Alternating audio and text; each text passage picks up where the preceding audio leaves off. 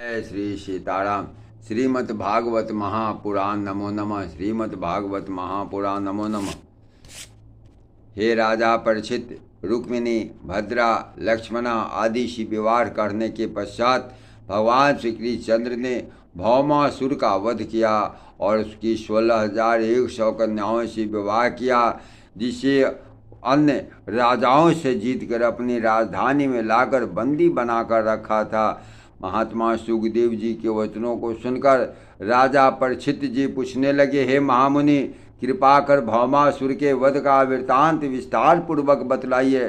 तब श्री सुखदेव जी कहने लगे, हे राजन, बहुत समय पूर्व पृथ्वी ने ब्रह्मा, विष्णु, शोर महेश का घोर तप किया। उसकी तपस्या से प्रसन्न हो 3 महाशक्तियों ने उसे दर्शन देकर कहा, हे पृथ्वी, तुम किस प्रयोजन से हमारा तप कर रही हो? हम तेरी तपस्या से अत्यंत प्रसन्न हैं, अतः मनोवांछित वर मांगो। उनके वचनों को सुनकर पृथ्वी बोली, हे भगवान, पुत्र की कामना बलवान होती है। आप मुझ पर प्रसन्न हैं तो कृपा कर ऐसा वरदान दीजिए, मेरा पुत्र तीनों लोकों में सबसे अधिक बलवान हो।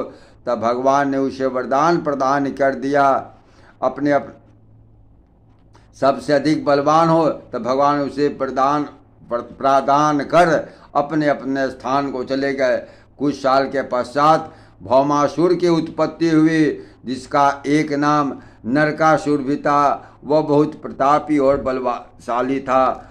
प्राग्योतिषपुर को उसने अपनी राजधानी बनाकर समस्त भूमंडल के अनेक राजाओं को परास्त किया और उनकी कन्याओं को लेकर अपने बंदी गृह में बंदी बनाकर रखा। उसने देवताओं की मणि छीनकर सर्वभौम सम्राट की पदवी प्राप्त की, इसलिए उसका नाम भौमासुर हुआ। हे राजा परीक्षित, नरकासुर से त्रस्त होकर समस्त देवतागण भागकर द्वारकापुरी भगवान श्री कृष्ण की शरण में जाकर हाथ जोड़कर कहने लगे, हे दीन दयाल, नरकासुर ने हमें परास्त कर हमारी मणि छीन ली है और माता आदिति के कानों का कुंडल छीन लिया है। उसके अत्याचार से हम सब देवता घबरा गए हैं।